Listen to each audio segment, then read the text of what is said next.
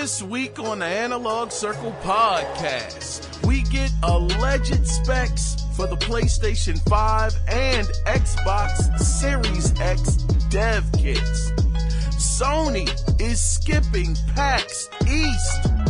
Nintendo is supposedly having a Nintendo Direct in March where Metroid Prime 4 will be shown. We get some new info about Sony's next PSVR 2 controllers. And 2 very popular games are actually getting crossplay.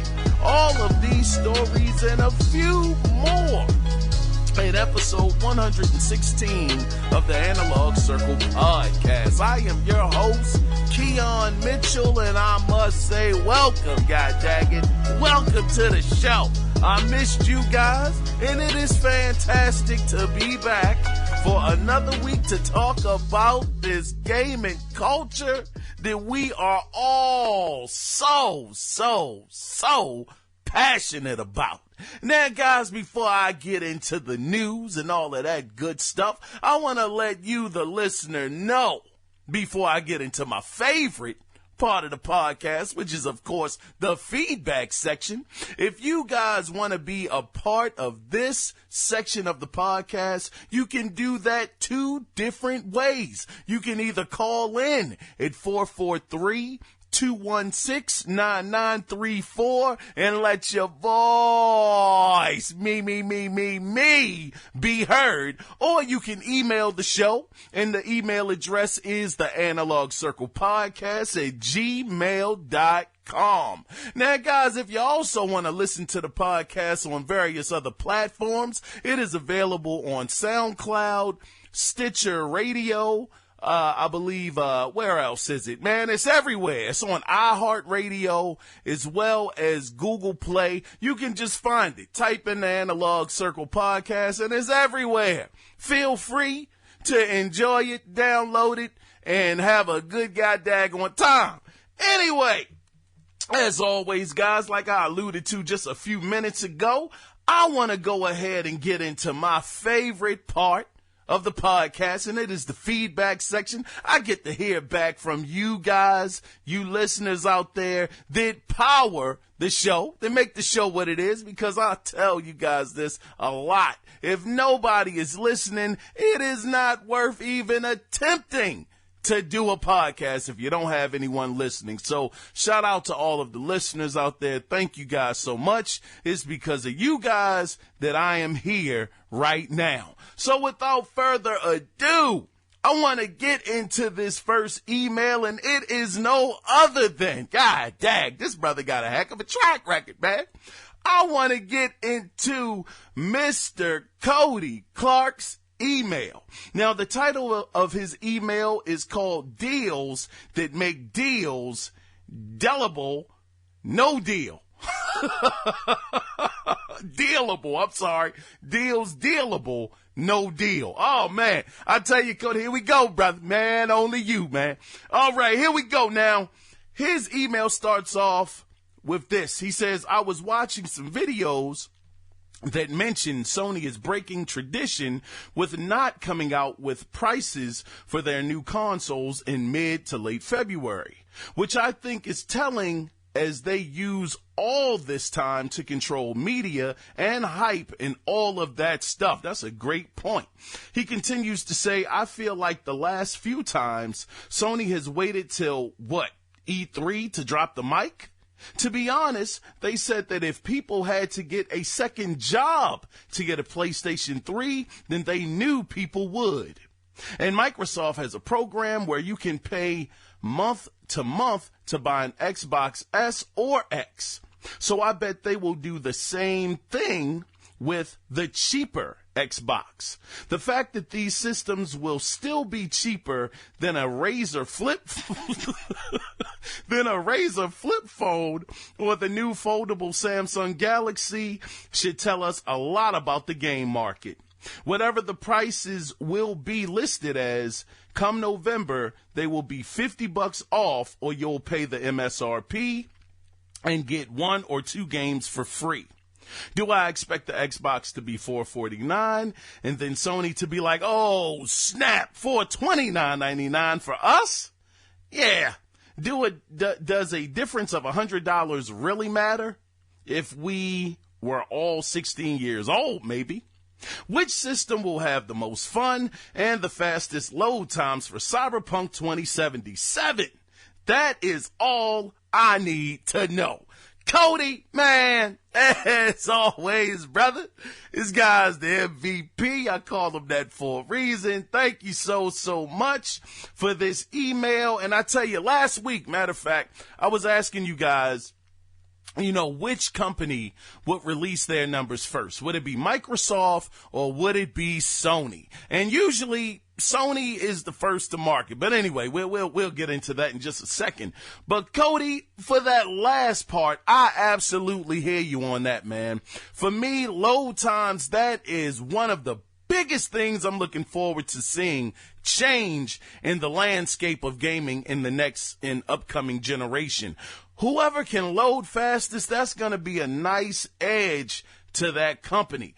But your email covered quite a few things. You don't believe that Microsoft, or I should say Sony, is going to try to undercut Microsoft by so much. You think that they'll just try to ride it out, keep it even, and see what happens. So I have to agree. I think that they'll probably do the same thing. I don't think that Sony could possibly be in a position to do that with manufacturing costs allegedly being around $470, which is basically $500. And that's not even including the advertising that they're going to have to do on TV or, putting different YouTube videos up just to advertise that the console is out there to the average consumer who just may not know that the console is coming, who isn't in the circle that we're in, where we follow this stuff daily. So that's not even counting that budget. So yeah, it'll be a very interesting time. And that's the point I wanted to bring up too, Cody. I think that it is very, very interesting as well that Sony is being mum right now. They have not been saying a word. Every single time that Microsoft has come out there, whether it's at E3, whether it's at one of their personal shows, whether it was just a piece of news that might have came out to give Microsoft some momentum to kind of get back into the race, at least a little bit, Sony shuts them down every single time, even to the point where we thought The Last of Us 2 was going to be released already. It was originally supposed to be out this month. I forgot what Microsoft had going on, but Sony said, you know what? We need some momentum. We need something to take over the news cycle. Guess what? Last of Us 2 releasing in February, only to get retracted about 2 weeks later or so, where they said, nah, we might have pulled the trigger just a little too soon. We're going to have it out by spring. So it is very, very interesting. I agree with you, Cody, that Sony has not been out there campaigning at all.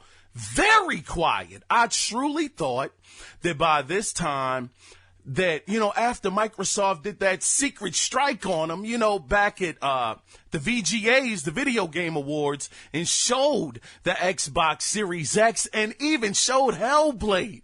Game looks remarkable. I know it's in pre-production, but my goodness, I truly thought that Sony was going to have a rebuttal, and it has not been the case so far. But I must say, Cody, as always, brother, I don't want to harp on it too long. Your emails are always very, very much so appreciated, and I can't thank you enough, brother. And like you said, I know I said I wasn't going to harp on it too much, but just one more point you brought up. These consoles are going to be cheaper than most phones out there.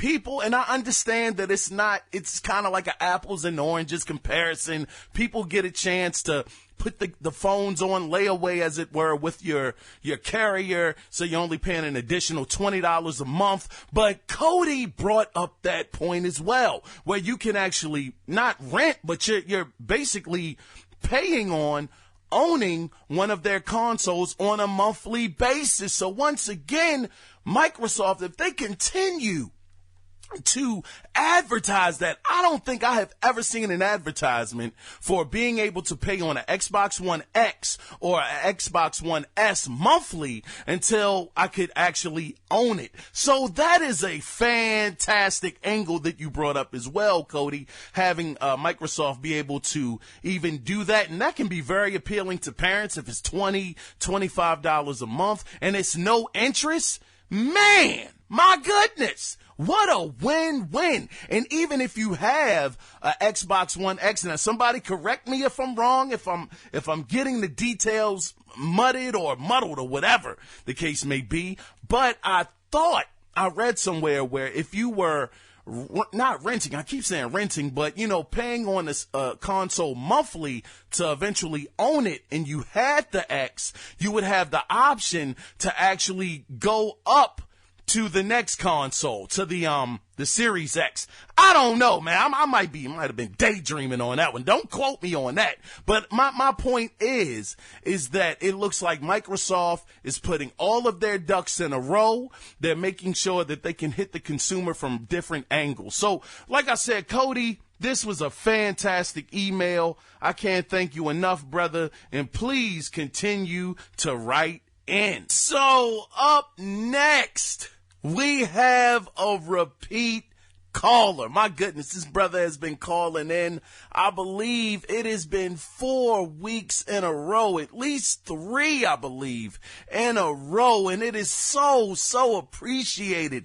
I want to go ahead and introduce Mr. Vaughn, who sent us an email. Take it away. I said an email, voicemail. Take it away, Vaughn. What's up, Kiaun? It's Vaughn. Checking in with you once again. Great show, as always. Just finished listening to the last episode, and I wanted to call in and let my voice be heard once again for the question of the week. Between Sony and Xbox, who do I think is going to drop that price down first? I'm going to say I think Sony is going to do like they traditionally do. They're going to wait for Xbox to make the announcement first, and then they're going to make adjustments as necessary. I think they have in mind, Sony that is, they have in mind where they want to be. They got a sweet spot. And they want to see where Microsoft is going to land, where Xbox is going to land in that sweet spot. And either way, they're going to let them make the announcement first.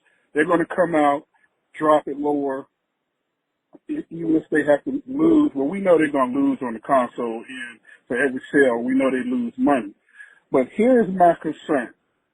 I think that the PS5, even though they're going to lose money, I think my concern here with Sony this time around is if they lose too much on those initial sales when that first wave drops, I'm scared that Sony's going to go back to their old ways, and on that second wave of consoles, they're going to remove a feature on that second wave. So they're going to take something out so that they can try to break even at least on the second wave of consoles. They're going to let that first shipment, their warehouse, empty out while they pull something. Sony is kind of known for that. So that's what I'm afraid of on that. And my Kiaun question of this week is, Kiaun, last week I asked you if you like physical, if you like me, the OG, and you like that physical, fist in your hand and the case and all that stuff sitting on the shelf. I'm the same way, bro. So my question this week, since you like the physical disc like I do, what game collections do you have? So for me, I have like the God of War. I got all the whole series, even the ones that were on the PSP. I got my main one is Mortal Kombat. I collect everything Mortal Kombat, so that's kind of like my main collection. Modern Warfare, I have every game, even the ones where they took out the single player, I still grab those. So let me know, what's some of your game collections and which one out of those, if you have more than one, is your favorite. And I can't wait to hear the next show. Catch you later. I'm out. Peace. As always, Vaughn, I truly want to thank you, my brother, for this voicemail. It's always appreciated getting voicemails.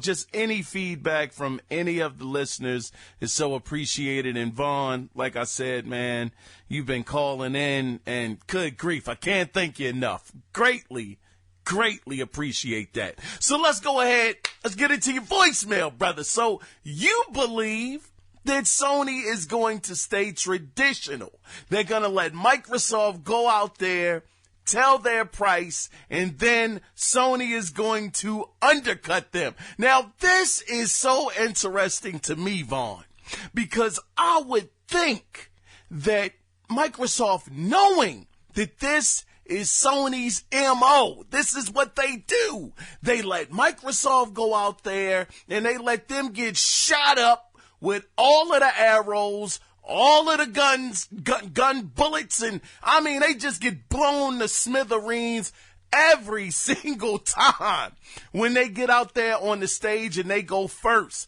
I would think that after this generation, which is coming to a close, when at the start of this generation, when Microsoft went out there and they said $500, and Sony saw that, said, okay, they said 500. Here's our chance to strike. They went out there and they said $400. It was over. On top of that, they were talking about the DRM. This is how you trade games. They just saw everything that Microsoft did, and they just flipped it on its head. This goes all the way back, and I think I mentioned this before, that this is always Sony's tactic. Even during the Sega Saturn versus PlayStation era, when the Saturn was $400, I forgot the CEO of Sony at the time. He came out on the stage and said like 2 or 3 words. I think he said one word, $299, and got off the stage. And that was it. So I don't know, Vaughn. I would hope that Microsoft is going to hold firm and let Sony go out there and talk about their price point first. I don't know what's going to happen in the coming months. I would just think that Microsoft would be a little more tactical in their approach this upcoming generation. But the other thing that you had brought up was, which was very interesting, never thought of this either, Vaughn, having Sony come out there, let's say they undercut, because we know, like we said once again, the consoles are allegedly, according to Bloomberg, this is still rumors, nothing has been 100% confirmed, but they're saying that it's around $470 to, like I said, to make these consoles. I think I just mentioned that as well too. And, so people are saying that they can't afford this, to sell it for anything less than $500. But let's say they miraculously do get that price point underneath that $500. After that first wave, this is interesting point you brought up. You said after that first wave is done and it's over, the warehouse is clear, you think that they are going to cut a feature similar to how they did with the PlayStation 3. The PlayStation 3, when it originally released, it had all kinds of stuff in the back of the system. And on top of that, it was compatible with the PlayStation 1 and PlayStation 2 games as well. And it had the PlayStation 3 games. So once it was $600, it wasn't very popular at that price point. It still was selling. It did sell out its initial run, first, I guess, run of consoles that were released. They did sell out. But once that second wave came in, they definitely cut that backwards compatible feature out. So I don't know exactly what new feature they could cut out, Vaughn. I don't think they could cut out ray tracing. I don't think that's the thing, or Something else, who knows? Will they cut the backwards compatibility out? Because it's rumored that the PlayStation 5 will be able to play pretty much all of the PlayStation 4 games. So I don't know. We could go a whole lot of places with that as far as what they could cut out of the next iteration of the second wave of PlayStation 5s coming out in the wild. Will they do that or not? I don't know, because we do live in a bit of a different era versus the PlayStation 3 era, where social media wasn't nearly at the height that it's at now. And then you have so many gamers out there that just whine and complain about every little thing, and everything is just a crisis. Oh, I'm so upset. You know, it's like, good grief. I don't know if Sony could survive that if they did cut a feature. I'm not saying it could be detrimental, but it could definitely switch the momentum, possibly not so much in their favor. So I don't know how that's going to go, but a very good point, though, Vaughn, that you brought up nonetheless. And I believe the other thing you had asked me was, what does my game collection consist of? Because yes, I love the physical discs. Like I said before last week, I do have a ton of digital. I think I have, God dog, I don't know, maybe 50 plus digital games that I own. But I will say that as far as my collection goes, I don't, unlike yourself, brother, man, which is really cool, is certain franchises or series that you get all of the games in the physical form. That's not necessarily what I do. Don't get me wrong. I have quite a few Assassin's Creeds. I have the full Gears of War series. I have all of the Uncharted's, but I don't really necessarily have like every single game in most series. Like Batman, well, I actually do have all of the Arkham's, all of the Batman Arkham games, as well as the not so popular one that came out by, I forgot who made that one, but it wasn't Rocksteady. I think it was WB. But, you know, it's not, I don't really have too many collections, as it were. I just love, if it's a game that I love and it's physical, I'm picking it up. Like Ori and the Will of the Wisp, I just went to GameStop because it was an exclusive to get the physical game there. So I got the physical collector's edition of Ori and the Will of the Wisp. And I also picked up at the digital, I have, the original Ori and the, golly, what is it? Ori and the, I've been saying the Will of the Wisp so much, I forgot the name of that. Ori and the Blind Forest. God darn. I did get that, but it was only available digitally, and I got, the second one that made the difficulty a lot easier. So anyway, I feel like I'm rambling and being very, very long-winded, though. Man, my apologies for the long-winded answer, though, Vaughn. But yeah, that's about it in a nutshell. But as always, truly appreciate it. Thank you guys both. Thank you, Cody, and thank you, Vaughn, for the feedback. It's greatly, greatly appreciated, brothers. So with that being said, guys, what have I been into? I'm going to try to speed this up, man. We're going to try to get out of here in an hour this week. That is my goal. 1 hour. Let's see how we fare. All right, so this week, I actually got into the Telltale Batman games. I had picked them up on a sale. I got so many games that are just in my backlog. I forget I even have some of this stuff. I actually bought the whole Telltale series of The Walking Dead's every single, every single, not episode, but season. Every season, I got all of the Batman seasons, both seasons that Telltale had, and I'm on the second season, and God, dog, this game is pretty daggone good.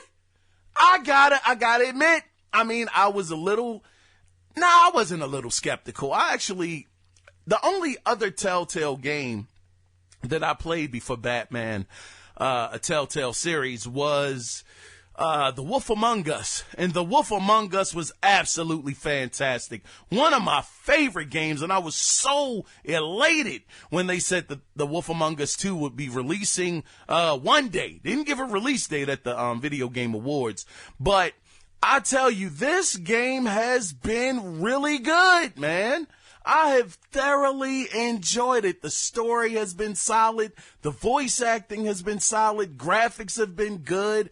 The action has been really good. The plot twists, it's been a few that I was like, whoa, didn't see that coming. So it's actually, like I said, it's solid. The first series, or I should say the first season, I would have gave that a solid 8 after everything was said and done. It was very solid.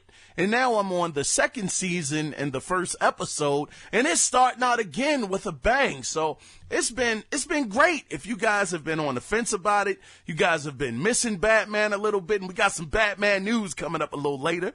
But if you guys have been missing, having these new Batman games come out, then maybe this will be something, a bit of a stopgap to, help you get over your Batman fever a little bit and be able to, make yourself be able to hold on just a little longer until hopefully we get some news about the next one. But outside of that, guys, man, I'm going to just go ahead, man, because sheesh, been rambling a long time, man. My goodness, I know what y'all came here for. I come here for the same thing because I enjoy reading it off to you guys. So let's go ahead and get into the gaming news that went down. So let's get things started with both Sony and Microsoft. Now it appears that the specs have leaked for the, quote, second revised development kits for both the PlayStation 5 and Xbox Series X. So if these specs turn out to be legit, then the final finished product won't be far off. Now, these specs were posted on 4chan's gaming board, so as always, take this with a mustard seed of truth. So the PlayStation 5, well, now this is all alleged from this point on. The PlayStation 5 will have 12.6 teraflops. It's going to have RDNA 1.5.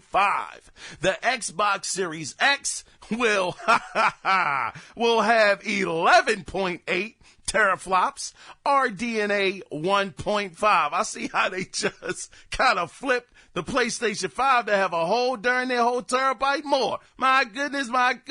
Now up next is the CPU.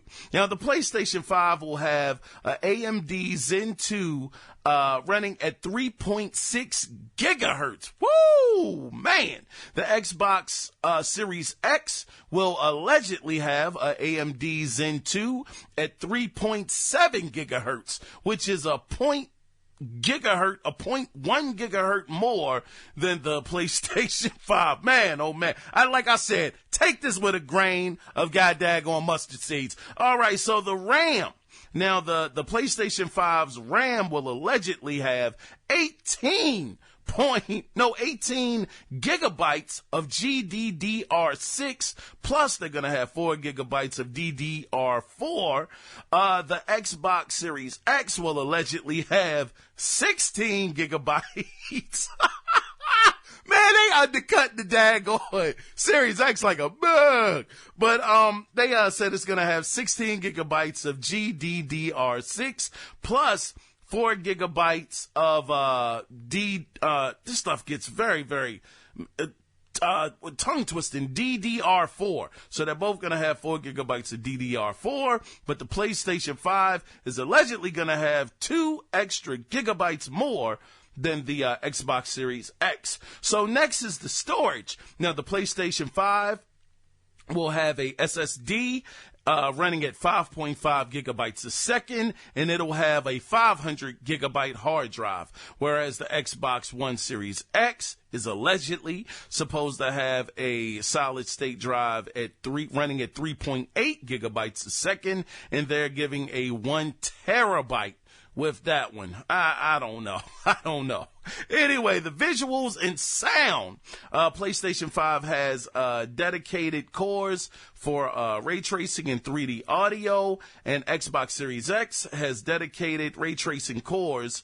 But they had, at this moment, I said they didn't have anything to talk about with the sound, but I believe it was some kind of leak that did come out that said that the sound is supposed to be pretty good in the Series X. I didn't really read it, so I can't give any of the details. My apologies apologies on that. But moving on, last is bandwidth. Now, the PlayStation 5 is allegedly supposed to have 576 gigabytes a second, and the Xbox Series X has 596 gigabytes a second. God darn. Now, once again, take this info with a mustard seed again of truth, because no one officially knows what the daggone numbers are. I thought it was very interesting. I think that some people will believe that this is made up. Me, myself, I really don't know what to think. I would say it's made up because it's on 4chan. Nobody's putting their credibility on the line. Nobody's giving their name. Nobody is actually, really out there in the forefront standing on it. But you never know. I mean, right now, the Xbox Series X, Phil Spencer has been out there. He's been talking about it. He's saying it's going to be double, the power of the Xbox One X, which right now is at 6 teraflops. So it would make sense that it would be 12 teraflops. But in this report, it's saying that it's 11.8. I mean, it's it's interesting at best. It's interesting. Nobody knows. There's been a big heated debate about which console is going to have the power, which one is going to be less powerful, and people are out there talking about, who's going to have the better games, who's not. I truly believe that they're going to be so close to one another that we're barely going to know the difference. Of course, we know Digital Foundry is going to blow some stuff up.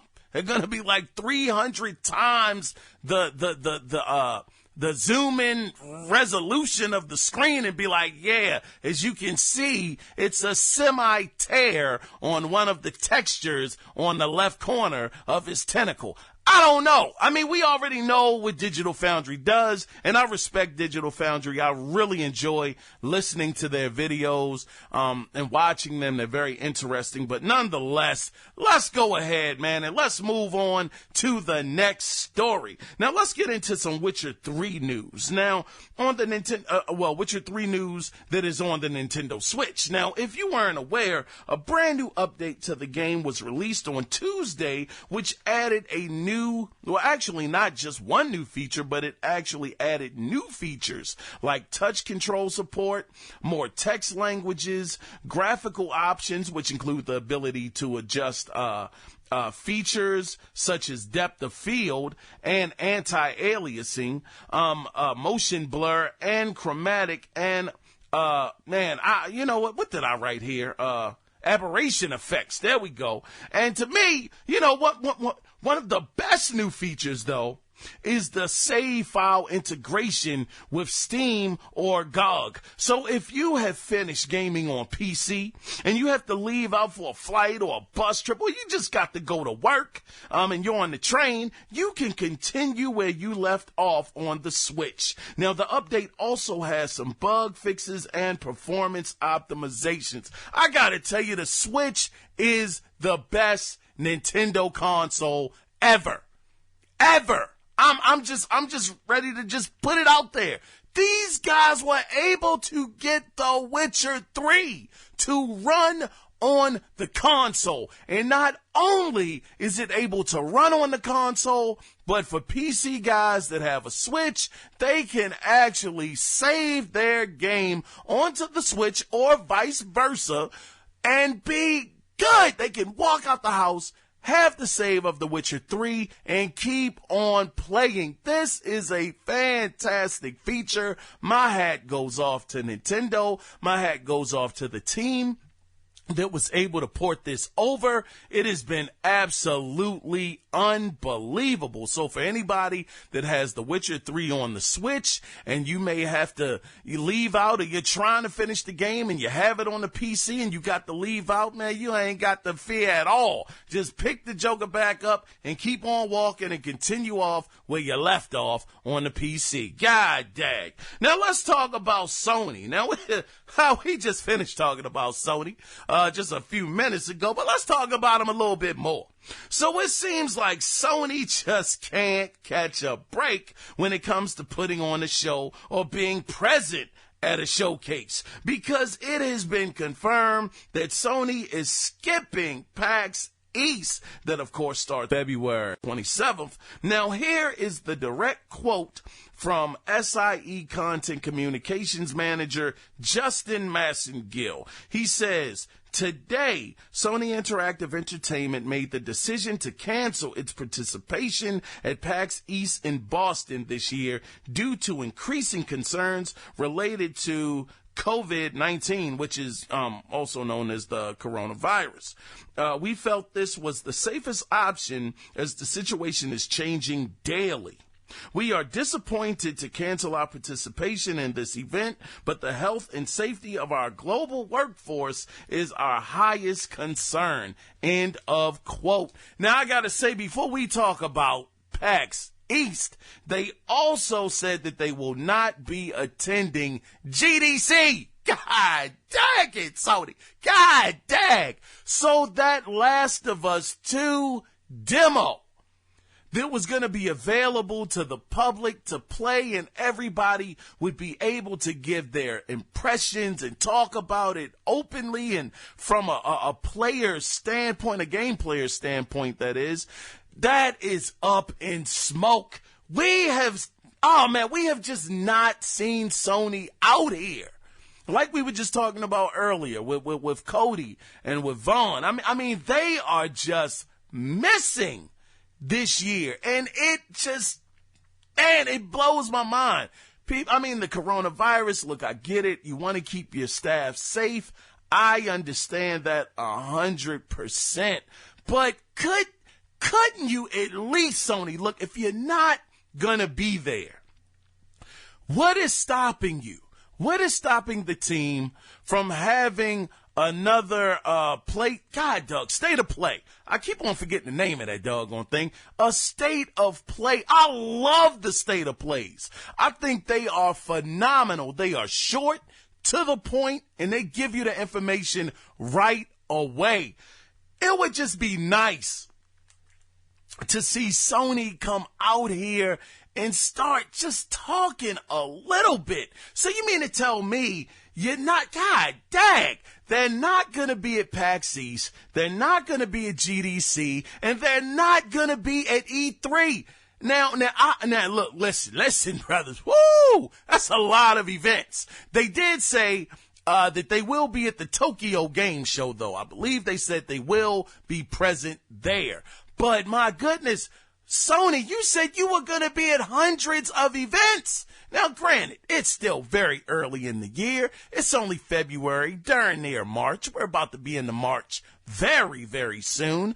So we'll be done with the first quarter of not done with it, but almost done with the first quarter of the year. But we have not heard anything, Sony. I mean, it's very, very strange. It just doesn't seem characteristic of the Sony that we've seen over this generation. But we have to remember that the same people are not in the same positions. They got rid of a few people. Sean Layden, that brother's been MIA for I don't know how long. Had a little Twitter joint and it was over. Don't hear anything else from him. A lot of the leadership has changed inside of Sony. So this new team, this new regime with Jim Ryan, who's steering the ship, who knows what's going to happen? Nobody knows. Will we still see that aggressive Sony that we've seen this whole generation? Or is this going to be a totally different approach that we'll be seeing from a new team of people, execs that are in charge? I don't know, but it's just sad because I'm such a huge Sony fan and I just want to hear, something about what's going on in the Sony camp. And so far it's been mum. But anyway, we'll have to see what happens later on in the year, and hopefully something dramatic will happen to have everybody cheering in the stands Sony. I mean, they do have two huge games coming out this year. Let me not try to sweep it under the rug like they're not performing. Sony has been absolutely incredible this generation. They have The Last of Us 2 releasing later on this year in the next, March, April, May, 2 months. It'll be out 2.5 months or so, somewhere around in there. It'll be released. They still have Ghost of Tsushima that's coming out, as well as some other unannounced projects that they said are coming out. Dreams has come out. So I'm not saying that Sony hasn't been giving us things. I'm just saying that it would be nice to hear about what the future Sony is planning when it comes to the PlayStation 5. But let's go ahead and move on into the next story. So a Reddit user whose name is, what's it called? /New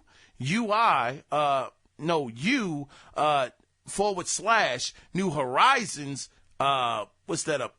hyphen TH, he predicted accurately that Nintendo would announce a New Horizons Direct on Wednesday. Now, the same person is claiming that Nintendo will be having another Nintendo Direct in March. Now, a general, let me quote this. This is a quote. A general Direct will come in the second week of March. Metroid Prime 4 will be in it, which is, of course, no surprise. Well, that is a goddamn surprise.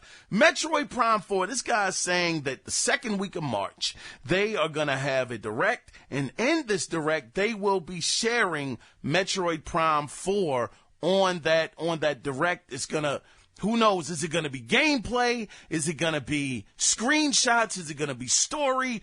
I don't know, but this guy is claiming that Metroid Prime 4 will be there. Now, on top of that, he also said that they're going to be showing a showcase of Pikmin 4 to come out during the holiday of this year. Now, there were others mentioned, but those two stuck out as they got me particularly excited. Now, as always, take this with a mustard seed of truth. How amazing would it be that finally, after years and years and years, it might not have been that many years, but it feels like it's been a long time since we've heard any Metroid Prime 4 news. How great would it be that in the second week of March, Nintendo, even if they do a teaser that maybe that has something to do with E3, even just a screenshot of Samus or what the art style is going to be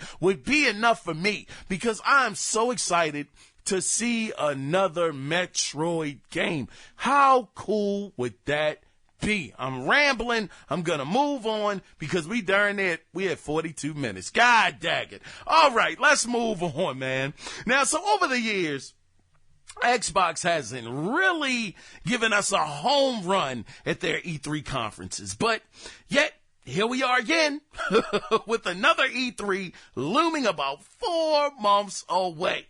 Well, Phil starts drumming up excitement, and I mean, man, he was banging the drums with this one, brother, when he was asked a question on Twitter from TimDog12, who said, and I quote, "How is planning for E3 and all things Xbox? Question mark, of course." Why the heck did I put that down, man? What the world? It was just a question. Anyway, he says, "Are you excited for Ori, Willow, and probably meant Ori and the Will of the Wisps coming to Xbox in March?" And Spencer responded with, and I quote, "Ori Ori the game is special. Reading internal notes from people playing through another amazing game by Moon.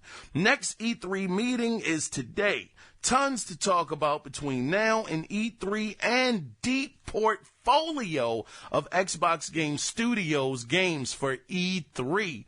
At Aaron Greenberg doing work. Console launch years are just special." End of quote. Now, as you guys can see, I botched the heck out of this. I tried to recover. I don't know how good of a job I did, so my apologies for that.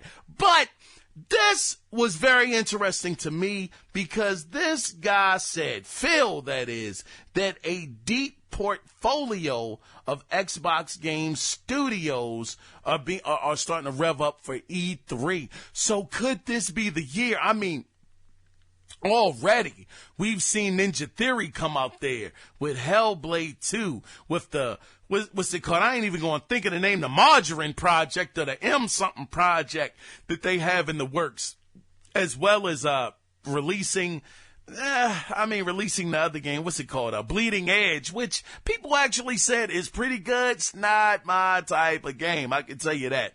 But it seems like Phil has been out here letting these titles fly, a little more freely, announcing stuff way early. They even let Rare get up there and show off one of their games that's in early production, which I forget the name of the game it was right now. But my point is, it just seems like Phil is changing over a bit of a new leaf. And it's great to see that this guy looks like he's going to let these guys be able to show off games years in advance. And I'm just hoping, oh my gosh, I'm hoping so much that this E3 will be the one. Because every single year, as I sit here and I laugh, we all know what everybody says when it comes to the Xbox brand.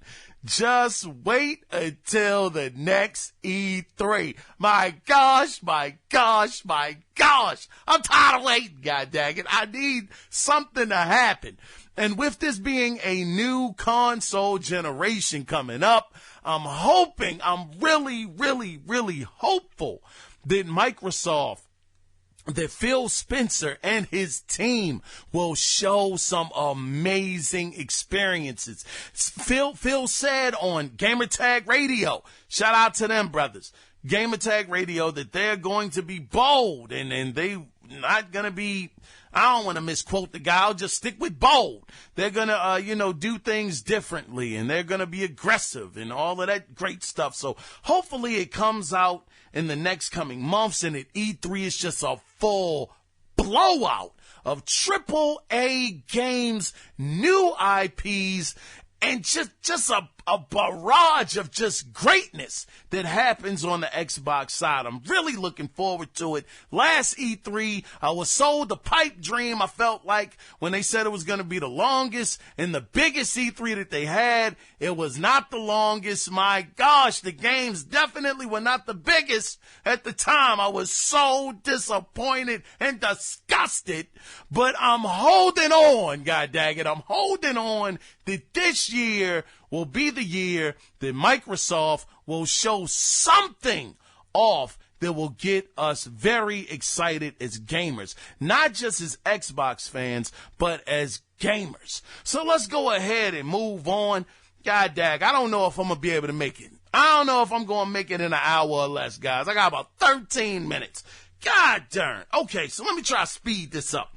Now, for people from my era, the Sega arcade scene was just legendary. It was so legendary. And on top of games like Golden Axe or Michael Jackson's Moonwalker, Sega was absolutely known for their arcade cabinets like Outrun, Afterburner, and Thunderblade, just to name a few. Well, a new book entitled Sega Arcade Pop-Up History is a hardcover book that illustrates in full 3D using cardboard models, Space Harrier, Power Drift, and Hang On, as well as the others that I just mentioned. They will be featured as well. Now, the book will give you insight on the arcade innovator who is an absolute legend in the gaming industry, Yu Suzuki. If you don't know him, if all you know him for is Shenmue, then you definitely have to do some research on this guy. This guy is a pioneer. This guy was a visionary. I mean, this guy was absolutely amazing. But in the book, Yu Suzuki, he actually offers firsthand insight into the development of these groundbreaking games. Now, the book will run you, god darn, this book is a little expensive. It's $57. But as a fan, as a Sega fan, for me, honestly think it's worth the money. All you got to do, if you want this book, it's going to be an import, because when I saw it, it was like 38 or 37 pounds, which I know it equated. I mean, it equaled $57 of U.S. currency.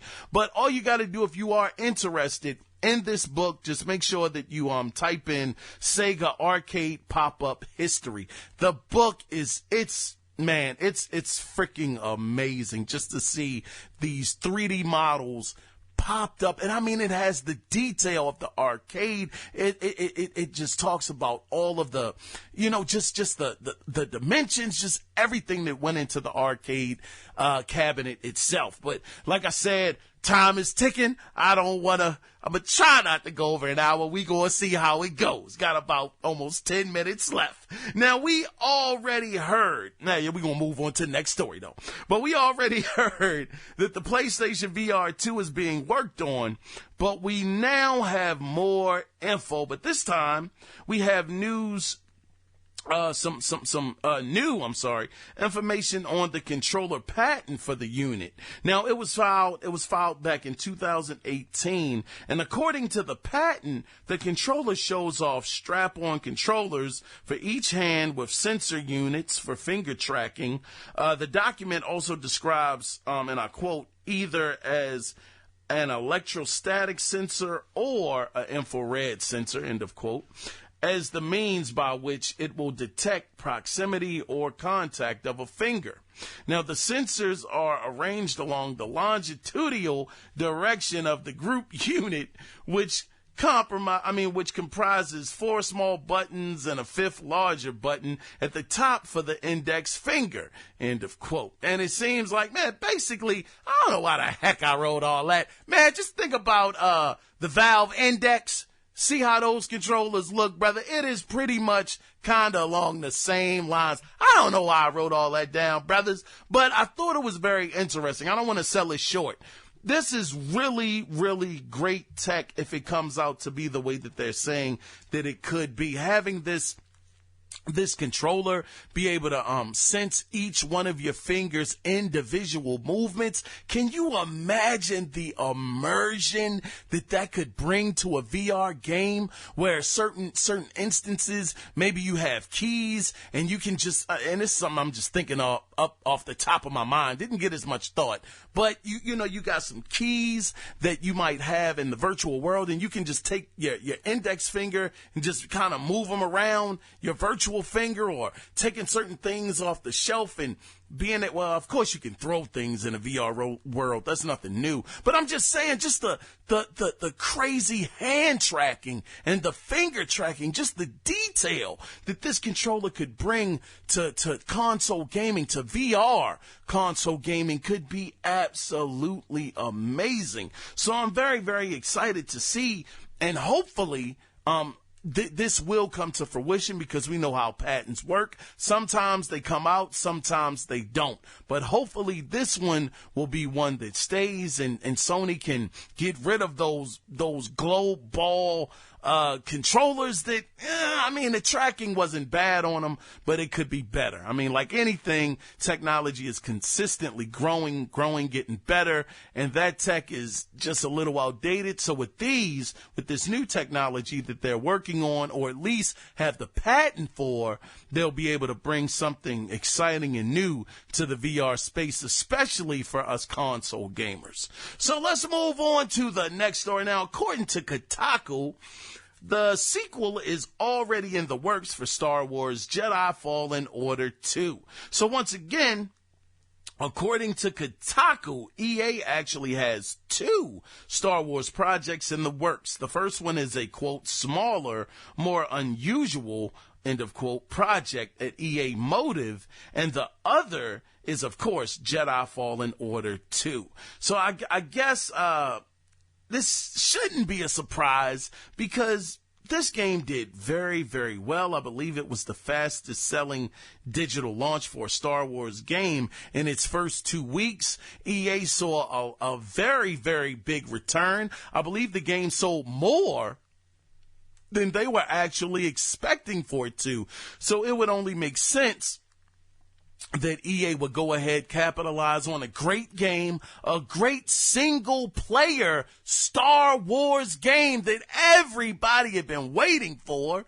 It just makes absolute sense. The last single-player Star Wars game I think that any of us played was The Force Unleashed, and I loved The Force Unleashed. Man, the ragdoll physics in that game, my gosh. I would just have so much fun just rolling the stormtroopers around on the floor, pushing them up against the wall. I forgot that engine. Was that the Euphoria engine? I forgot what the name of that engine was, but at the time, that engine was amazing. But yeah, I don't want to harp on it too much. I digress. We had 54 minutes. I'm only keeping track because I want to see if I can get it done, y'all. All right. So in quick news, Black Desert will be adding crossplay on consoles for PlayStation 4 and Xbox One on March 4th. And also, before I forget, that's right, PUBG will add crossplay on March 3rd as well. So those two games, they're getting crossplay. Even though, anyway, okay. That's it. Let's move on to the next one.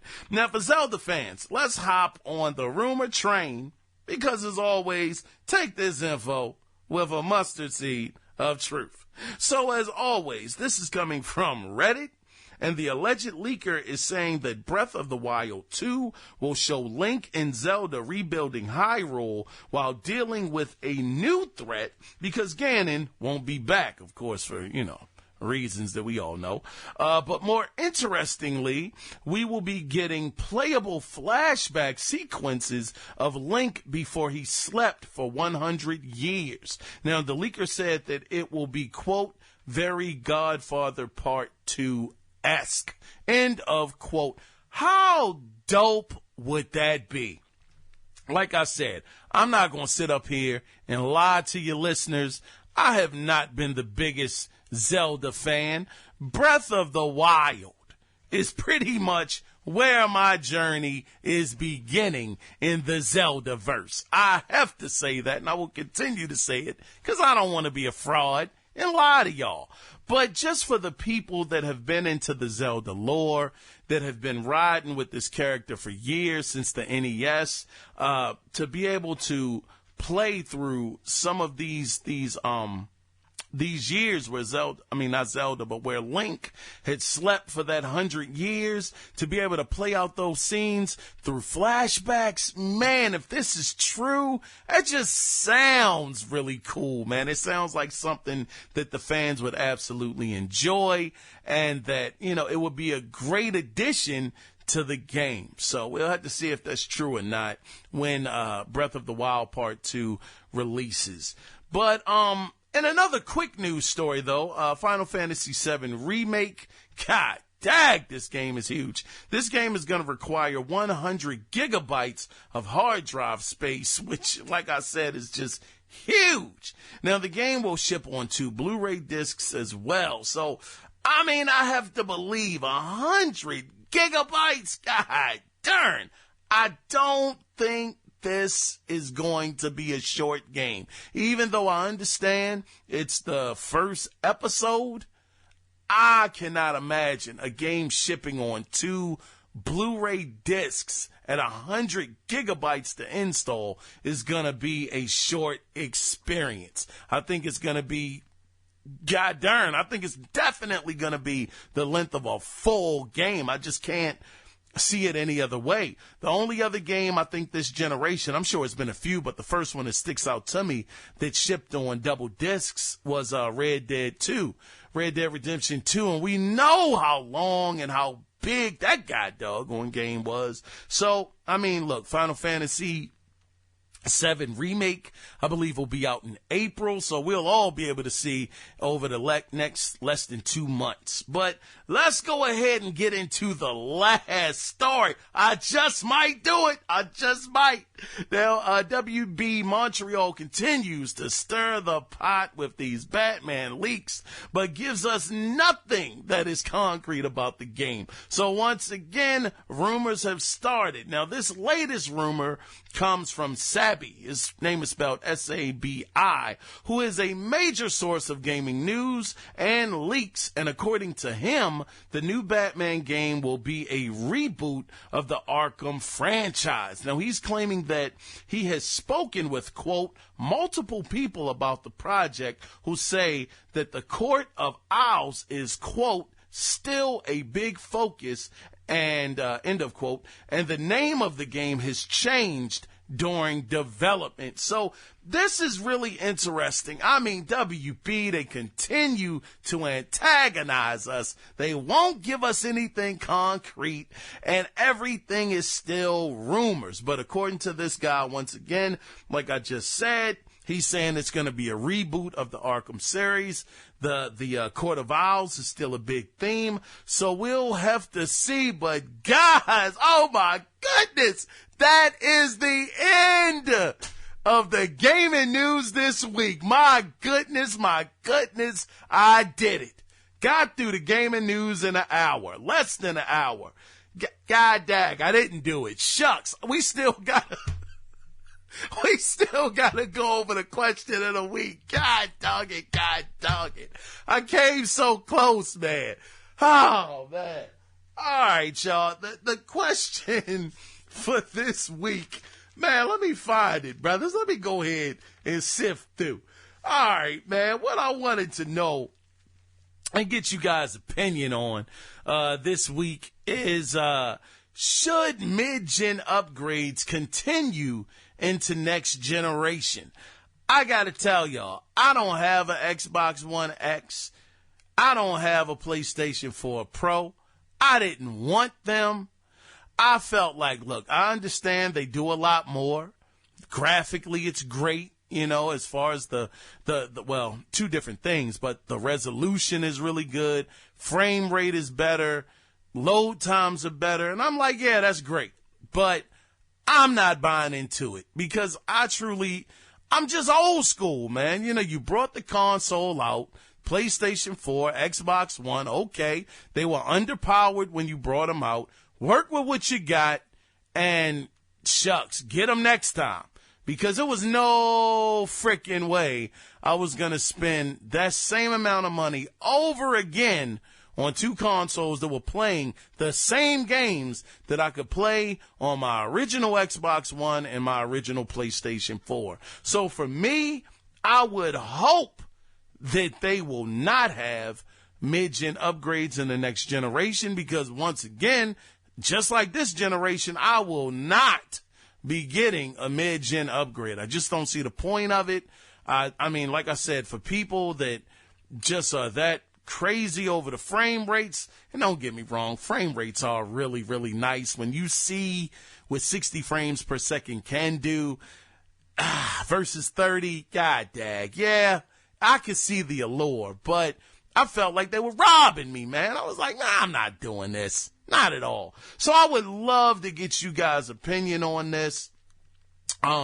As I say every week, you can do this two different ways. You can participate. You can either call in at 443-216-9934 and let your voice, me, be heard. Or you can email the show, and the email address is theanalogcirclepodcast@gmail.com. Before I go, guys, before I get the heck out of here, because I couldn't do it. We over an hour. God dang it. Man, did any of y'all hear about Grandpa Joe? Man, from Willy Wonka and the Chocolate Factory. Man, I didn't know so many people were mad at Grandpa Joe, man. This guy, people said he was bedridden until daggone Charlie got a golden ticket, and all of a sudden, all of his ailments were cured. This guy got out the doggone bed. I go with you, Charlie, no problem. I'll accompany you. But they said that this guy didn't work for the last 20 years he was in the bed. Everybody said all of a sudden, when it's time to have fun, he's up on his feet doing everything he can to get out the door. But when it was time to work, Joker was, quote, bedridden. I don't know. I thought this was very interesting. I didn't know it was a lot of hate for Grandpa Joe. They even said the guy, God dang, it was so much hate. They said the guy had a coke nail. My goodness, we all know what a doggone coke nail is. They said the guy had one of them. My gosh, my gosh. Anyway, I am out of here. I was your host. I have no idea what that had to do with anything, but I was your host, Kiaun Mitchell. And, man, I'm get the heck out of here, man. But before I go, always remember, it is not about the consoles. It is about the games. So with that being said, until next week when we do it again, you guys take care. Be safe out there. Bye-bye.